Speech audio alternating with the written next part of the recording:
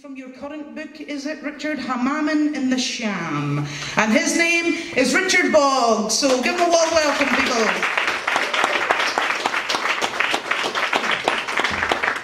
Thank you. This time last year I was teaching in a Syrian refugee camp in the desert in Jordan. But before that there were happier times, and I lived in Damascus for about 5 years and loved it. So I'm going to read you just 2 or 3 short extracts from, not my latest book, the one before. It's called Hammaming in the Sham. A hammam, for want of a better word, is a Turkish bath, and Sham is the Arabic word for Syria and Palestine. This first piece is called With the First Lieutenant. It was in a restaurant in Damascus that I announced my intention. I would often go to eat with the First Lieutenant when he had officially finished his duties, and we'd dip together into the usual dishes of full beans and hummus as the waiter served us with affable ease. Despite his position, the Lieutenant had a mischievous approach to life, and we sometimes discussed topics that were not normally broached in Syria.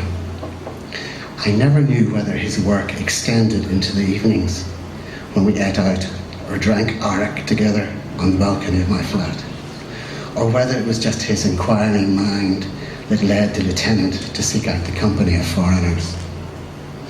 Eventually, I confided in the First Lieutenant my project, but the announcement wasn't met with the Lieutenant's usual laughter, like when he raised his glass of arak on the balcony and called out an irreverent toast, better than 1,000 prayers. Indeed, on hearing my plans, the Lieutenant was genuinely shocked. "You can't do that. You must have permission."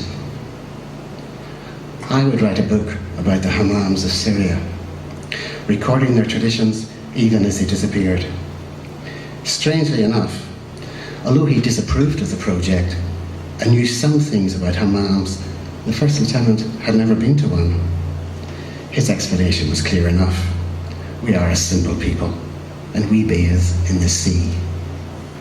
I laughed it off, the First Lieutenant's disapproval, for this is where our outlooks would never match.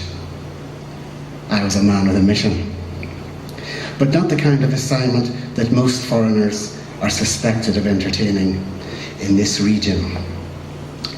Like in the film The Swimmer, where Burt Lancaster strips bare and dives into American society, crossing swimming pool after suburban pool across Connecticut. So, with only a towel wrapped around my waist, a waist that is somewhat expanding with Syrian cuisine and middle age, and with a bar of Aleppo soap scented of bay and myrtle in my hand, I would hammam my way across Syria, from Damascus right up to Aleppo, if not beyond.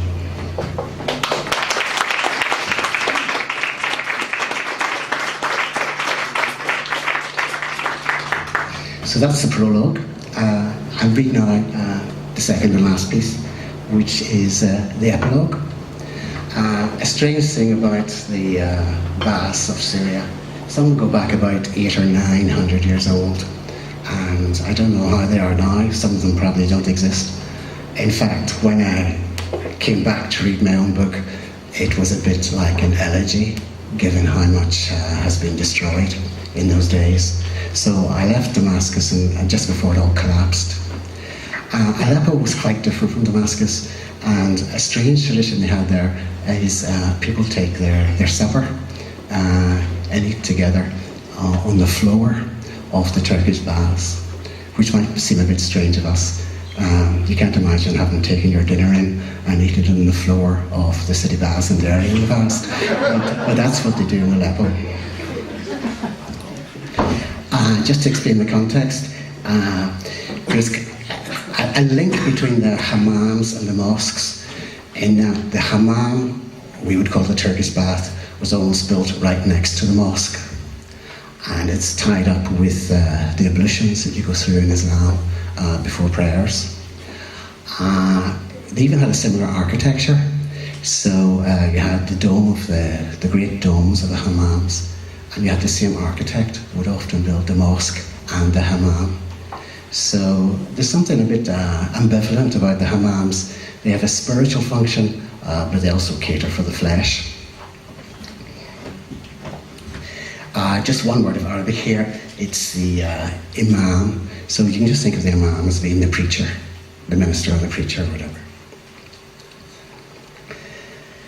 I'm standing among the ranks of the faithful, in an assembled line beneath the dome, being harangued by the imam for my misdeeds.